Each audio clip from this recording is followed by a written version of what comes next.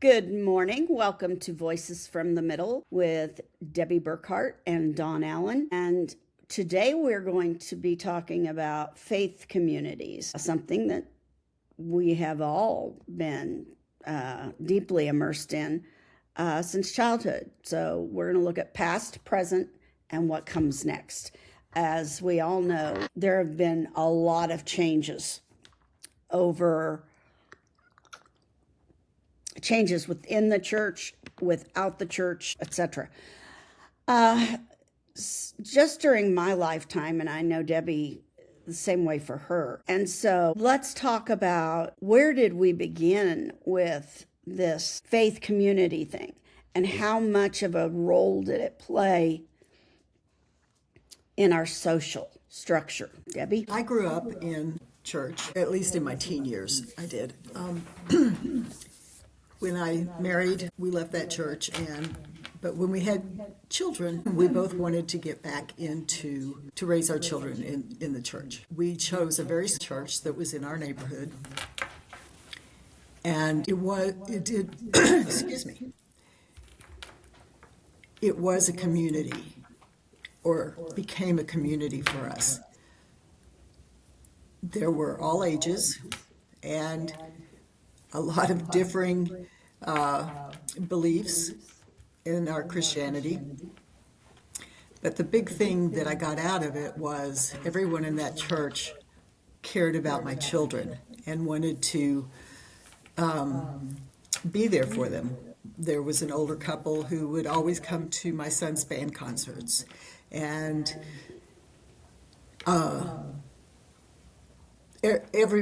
knew everyone in the church. Became a community for us. By the time my kids grew up, I bet at least half of the people from our church that the kids grew up with came. There were so many people at his memorial service that it was standing room only. And that just really impressed upon me the value of community. They helped me raise my kids. As I said, we no longer are part of that congregation. It's changed drastically since my kids were little. But whoever said it takes a village to raise a child, I agree with that. My kids got so much out of that. And just as they cared for my children, I cared for them, for their children. And we were there for each other, we supported each other, and that's what community is. And it all started because we were all in the same church together. And so I experienced several other communities in my life. That one is probably the one I would call the faith-based community that I was involved in. I grew up in the church. My church was, I felt like it was more progressive than the churches of my friends, because I went to a few of my friends' churches and was stunned when in one of the churches the women sat on one side and the men sat on the other, and things like that stunned me. So by the time I was an adult, I was like Debbie. I believed pretty strongly that I wanted to raise my kids in the church. But we were also like Debbie and David, in that suddenly you start to notice things, right? Things that have changed in terms of how the church viewed things. For instance, in the 60s, my mother, who couldn't open her own checking account, was an elder in our church. She was allowed to pray at the front. She was allowed to do things that in a lot of denominations she couldn't have. And what we started to see in these was a movement to send us back to the 50s, right? And so Debbie and I's generation, we were kind of like, I don't want to do that, right? No, that's not what I learned in the church. And it certainly isn't what I want my boys to learn in the church. So once our kids were grown and they made their own decisions, John and I made ours. I dropped out of the church earlier than he did, but I never considered that I was leaving the church or that I was leaving God. I was leaving the church. God had been a part of my life from the beginning. And to me, it was like, I'm not, mad at God. God didn't do this. Politics being in our churches did this. So John, a couple of years after I did, he had started to see the things I had talked about and that Debbie probably noticed. And we saw that changes were coming with our kids. And I'll let Debbie address that for her family, but for mine, my oldest son and his wife, it started with COVID, I will say that, but they attend church at home. They watch their church in Oklahoma that they also attended, at home, but they now live in Oregon, but they're still watching their church in Oklahoma, right? This is a different age, right? And we're seeing new possibilities to come with that. So Debbie, talk about that. I think one of the most important things that faith-based communities offer, or let me rephrase it, the main thing that churches, temples, whatever faith you follow, to me, the most important things it offers is an opportunity for community. I have no problem with people listening to their church via YouTube or however they broadcast, but I think they miss out on community. Another example from my experience was the Sunday school that we formed were basically like-minded in our theology, but we were not clones of each other. We had differing opinions, and we had different occupations. I don't think there was anyone in there that had the same occupation as somebody else, but we became very, very close as a group, and we were honest with each other. It was a safe place to talk about issues that we didn't feel comfortable talking about other places. We would have, anytime someone needed help, we were all there. That is real community. Now, it was within a smallish group. At our largest, I think there were 17 of us. But it was a true community. A few things that describe community, I got this from Scott Peck's book, A Different Drum. It's a group of individuals who have learned to be honest with each other. Members share a commitment to each other. They support each other's accomplishments and mourn with each other. They make others' conditions their own. And we don't experience something like that very often in our lives, which is a real shame. We should all be coming together as people. I've noticed on Facebook and social media, there's been a lot of people who have talked about the loss of community in our country. We've become so divisive that we're afraid to talk to anybody. We're afraid we're going to be attacked verbally. I don't mean, well, in some cases physically, but for most of us, we don't want to communicate with someone on the other side for fear of being attacked. We don't reach out to people we don't already know because we don't know what they think. And that's a great loss. Not only do we all need each other, we can learn a lot from each other. Why do MAGAs feel this way? What brought them to this?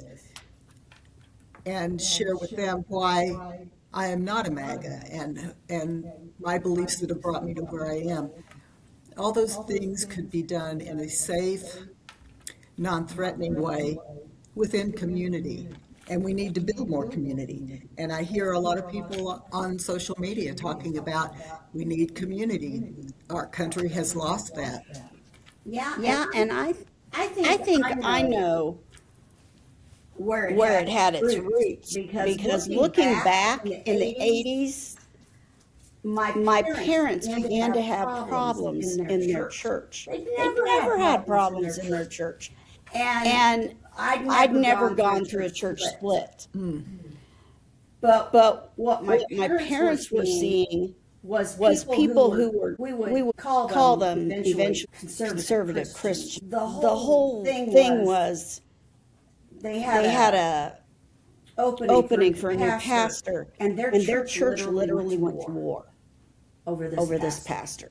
The pastor wound up being a disaster, or it would have really broken up the church. Then we began to see more and more churches. That's when John and I's first church blew up, was the late 80s. And if you look at it, it was politics. It was somehow politics working its way into the church and into the preaching, you know. So we were separating people way back then within the church. Because we walked away from what the purpose of church was. God, not politics.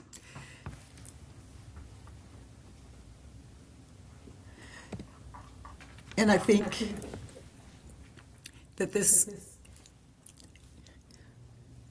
I have only been to Jewish temple one time, and the service was not unlike my church's services. But I presume, and I hope I'm correct, that these same types of communities within a temple's congregation form, and their Jewish beliefs are part of that community. I'm sure that's also true of all religions. If they have a place that they meet and they know each other, it builds a strong bond. We need to take those types of communities that start out in a faith-based community and bring them out into the community at large. It used to be years ago, and I don't want to go back to this, don't misunderstand me, but it used to be when women were forced to stay home and not work, that the women in the neighborhood would get together every morning or every other morning, have coffee together, and they formed a strong community that then extended to their husbands, and you would have neighborhood cookouts and all that kind of thing. So when you talked about community in the generic sense, these became true communities. But I think a lot of people do experience community through their faith, with other people of their faith. And so again, I feel that we can take that and bring it outside of the church and create communities wherever, within the workplace, in the neighborhoods. There's online communities. I started with a group of women. We all went to the same church. We started meeting every Sunday night in 1996. And in the intervening time, many of us have moved to different places and we can't physically meet together. So when COVID started, one of our members said, well, let's just Zoom, and that will include all the people who've moved. So we're still going strong. 20 years, we're still going strong on Sunday nights. And we are a true community, but we started as a faith-based community. So one of the shifts that has come is this drifting away from the term religious. Some people have even moved away from the word Christian, simply because politics has began to divide. I'm not sure that's such a bad thing, because if we go to terms like spiritual, faith, right? It doesn't matter whether it's Catholic or it's Baptist or Jewish or Muslim. They're people of faith. They are spiritual people. And so instead of dividing us the way religious and Christian and those kinds of terms did, these more open terms bring us together. And they allow us to understand that while there are differences, we have far more in common, because there's not a faith out there that isn't based on love. So when you have that as your basis, any community that comes together with faith as their basis, they are automatically a community of love. We can do a lot of good with that. That was what was intended all along, was that we do good things, right, for each other, for our communities. And when we look at what happened in Minnesota, on the surface, that's a political thing, but it was brought together by people who believed strongly that we are communities of love and not communities of hate, and that we embrace the stranger who comes here because God told us to, or Allah told us to, or whoever, right? Because we all have that faith that that is what our purpose is here. It's not to divide. So I really feel like it's a good time for community to be discussed and for us to embrace all of our communities and encourage other people to feel safe in communities that they belong to. I'm going to share another little anecdote that I've read, and I'm sorry, I do not remember the author's name, but it might have been Joseph Campbell. No, it wasn't. Anyway, don't worry about that. There was a conference of religious leaders. It included pastors and people from other faiths, and it included nuns and monks, and so they were this person said that what he had observed was the ministers, the pastors, they argued theology, and they argued and argued, but the monks and the nuns from all these different faiths understood each other very well, because they were focused on their spirituality and what it means to love one another. And it was present in all of the faiths that were there. And so these people who were not, they're not dependent on theology, became very close. And he just thought that it was a striking difference between how the two groups approached each other.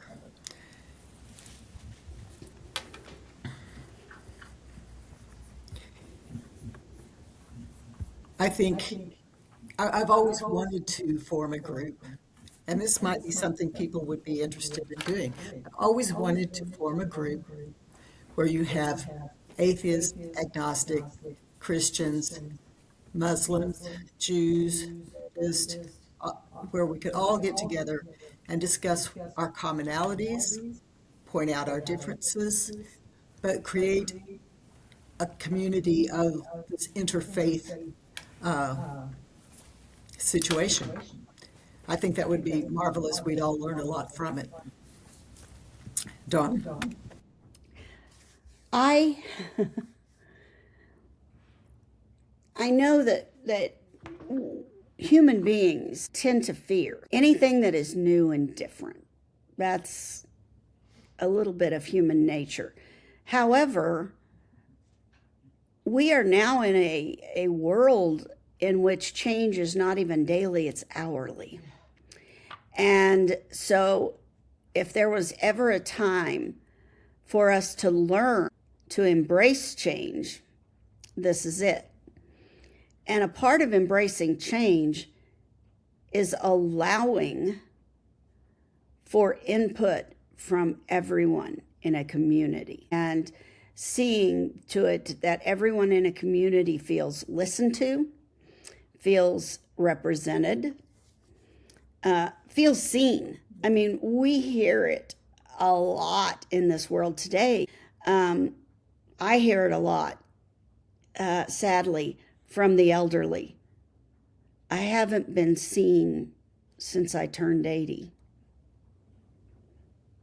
That's horrific. Why have we allowed our elderly to feel that way? We also have people in occupations who feel like their occupation is, virtually unseen. One of the only things I approved of in the big, beautiful bill was that for the first time, there was an acknowledgement of people who do frontline jobs and get paid a pittance and are reliant upon tips that then the federal government was taking a portion of. That should never have happened, ever. I mean, we allow the rich to get by with tax breaks on huge amounts of money, but we wanted to tax the $7.16 this person got on their checking period, right? No. So we're seeing change. And I believe truly that part of that change is coming from the fact that we're back talking to our communities, in our neighborhoods. In my particular age group, we meet in hospitals and doctors' offices and, those kinds of places. Oh, well, how you doing? How's it going? Well, but that is a good thing, right? It's a good thing because in the old days, you would have called your friend and said, how you doing? How are things going? And you might have learned they just lost a loved one that you hadn't heard about. We don't have time to call people anymore, one. Two, most of us don't like using a phone. Yeah. And so there had to become other ways for us to commune.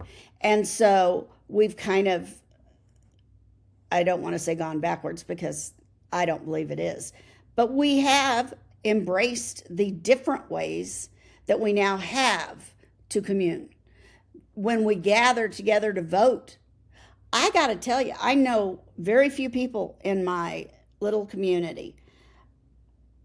There are a host of reasons for that. We're not going to get into that on this particular day. But every time I've gone to vote, I've had conversations with the people in line around me, total strangers. I am not that kind of person. Anybody who knows me knows I'm a massive introvert.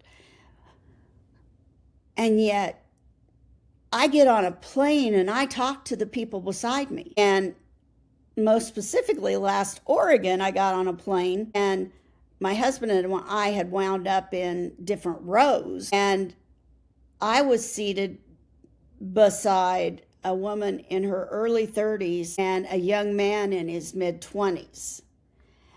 He was an emergency room nurse, and she's one of the people who figures out the safest way to get out of a plane when it crashes.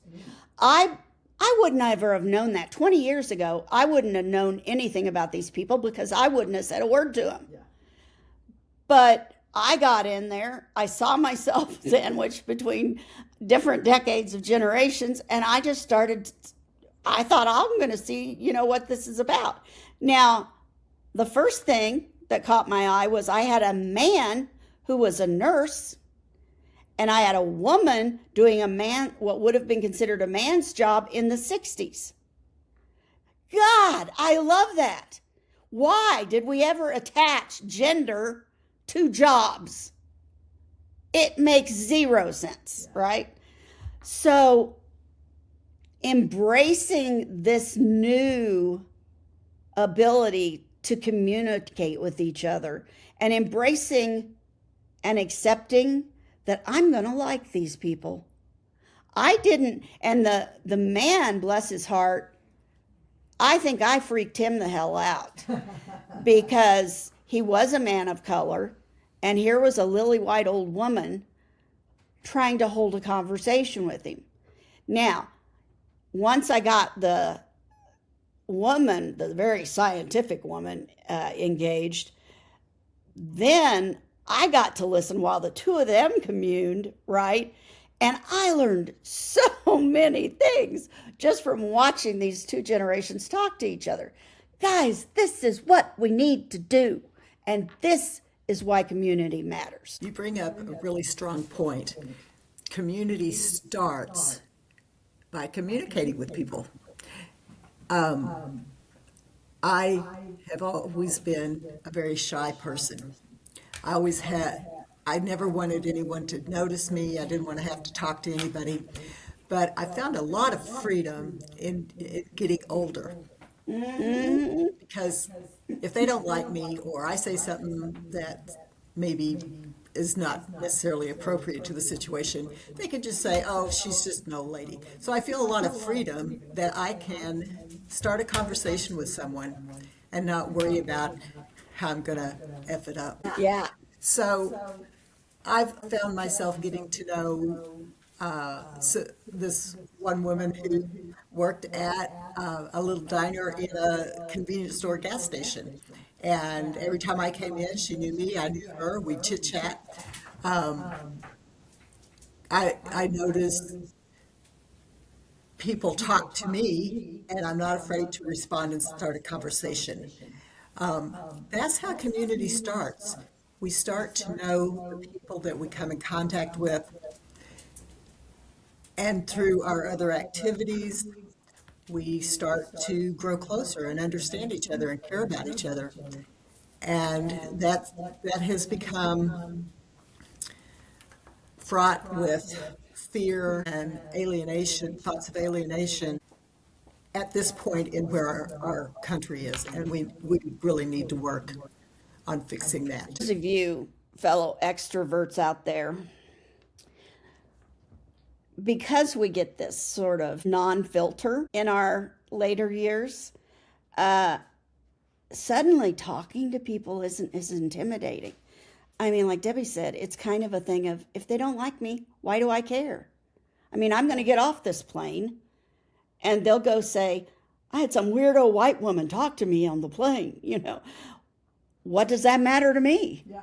The thing is that I opened doors that I would never have opened before. And it has never been more important for us to do that, for us to open the doors, for us to speak to people.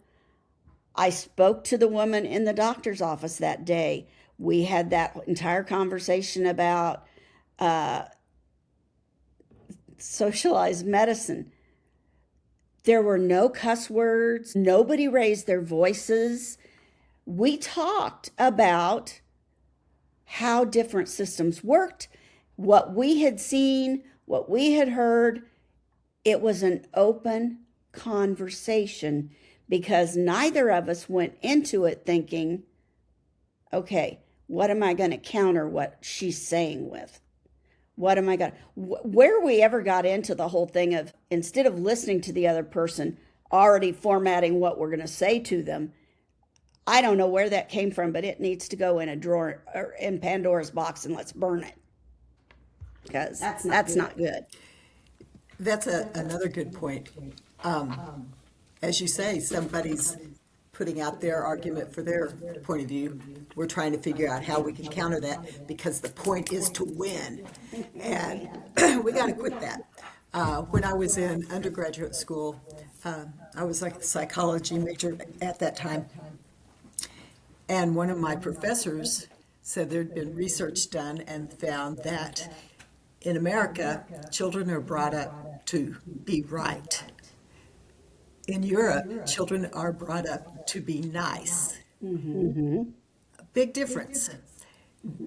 Here in America, it's more important to win the argument. It's more important to be right. Whatever it is you're talking about, you want to be right. Who cares? Yeah, and Let's this put is love and niceness in there. this is a good time to talk about the Olympics because we've been force fed the Olympics for the last 2 weeks, and I just am not a big Olympics person. There are certain things I love, and I watch those. And I'll grant you, it's usually ice dancing and ice skating and those kinds of things. So this story won't surprise you. But I watched Ilya as he prepared for this big moment. It was a big deal. Parents were both skaters, Olympians. Parents were his coaches. And he was a big deal. They referred to him as the quad god because he did more quads than anybody else did. His performances, all of them that I had watched, had been so brilliant. And he fell apart on the ice. And this is that whole expectation game. Americans are awful about this, and that doesn't apply to his family because they're not from here originally. But we think everything is a game, a competitive game.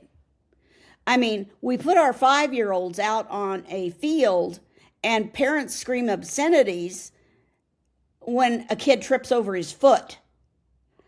Guys, get a break. I mean, come on. Grow up. Maybe don't drink before your child's game. There's no excuse for those behaviors, right? And because of that, our kids have trouble losing. How many adults have you met that that their parents never let them lose because they become bullies in the workforce in an effort to win? Ilya didn't do that. He stood up. He didn't blame his parents. He didn't blame, the world. He blamed himself. He knew that he let that pressure from the world get to him. He supported. He went to all his other teammates' performances. He was there supporting them. So the other night, the young man who won gold was asked a question about Ilya. And, this is an American, but I got to tell you, I was so proud of this kid. He just won gold. It was a big deal because his parents died in a plane crash last year. That plane crash where the 2 planes hit over D.C. It was huge for him. But when he was asked about Ilya, instead of pouting, as I've seen a lot do, about being asked about the loser when he was the winner, he said, I'll tell you about Ilya. He's a sportsman, and we're on his team. And as his teammates, we got his back. Oh my God. I mean to tell you, I, you talk about, people getting all excited when an American wins a gold medal. That was my gold medal for the entire Olympics, was his loss mentality and the winners winning mentality, because they both took the high road. Huge. Well, I think our time is up. In fact, we've gone a little bit over our time. Next month is place, communities of place. Communities of place. We'll discuss that. I hope that all of you think about community and the true communities you've been involved in, and how we can promote building community with others. Bye.